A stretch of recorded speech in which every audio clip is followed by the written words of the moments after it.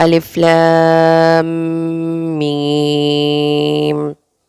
ألف لام ميم. One time more. ألف لام ميم.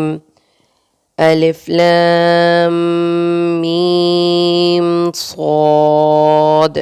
جو ورڈ گرین ہے وہ موٹے پڑھیں، صاد. جو ورڈ ریڈ ہے وہاں پر غنہ کریں، نوز میں تھوڑی دیر آواز کو روکیں. الف لام میم. الف لام میم صاد. الف لام را.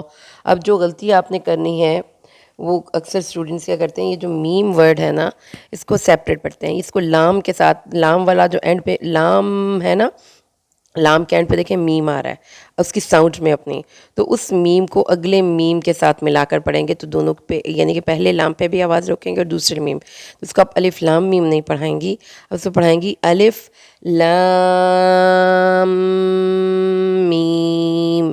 اور جہاں پہ یہ مد ہے نا، یہ دیکھیں یہ والی مد، اس مد پہ آپ نے یہ والی جو مد ہوتی ہے اس پہ آواز کو پڑھتے وقت 4 انگلیوں جتنا آپ کی آواز کی لینتھ ہونی چاہیے، یعنی کہ آپ اپنی انگلیاں بند کریں اور 4 انگلیاں جب آپ کھولیں گے تو اتنی دیر تک آپ نے اپنی آواز کو لمبا کرنا ہے.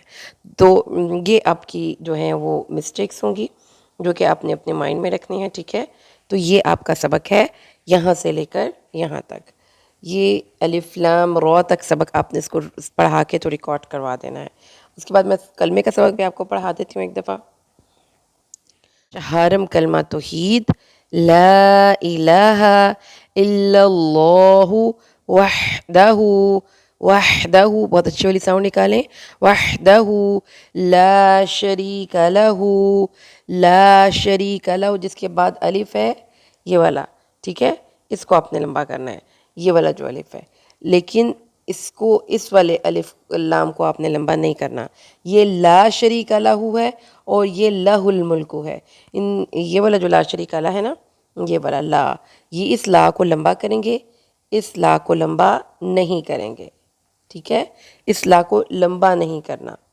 تو آپ نے یہ چیز ذہن میں رکھنی ہے، لا شریک لہ لہ الملک، ٹھیک ہے. تو یہ چیزیں آپ نے ذہن میں رکھنی ہے. سبق آپ کو میں نے بتا دیا ہے، لا الہ الا اللہ وحدہ لا شریک لہ لہ الملک ولہ الحمد یحیی ویمیت. یہ ہا جو پریکٹس آپ نے ملانا ہے وہ ہے ہا کی ساؤنڈ، یہ پریکٹس کرنی ہے بہت اچھی والی. اور لام کو کہاں لمبا کرنا اور کہاں نہیں کرنا یہ بھی آپ کو معلوم ہوگا تو آپ کے بیٹے کو معلوم ہوگا. یہ سبق لازمی کل ریکارڈ کریں اور پھر اس کے بعد اگلے دن ڈیلی میں آپ کو سبق اسی طرح بھیجا کروں گی.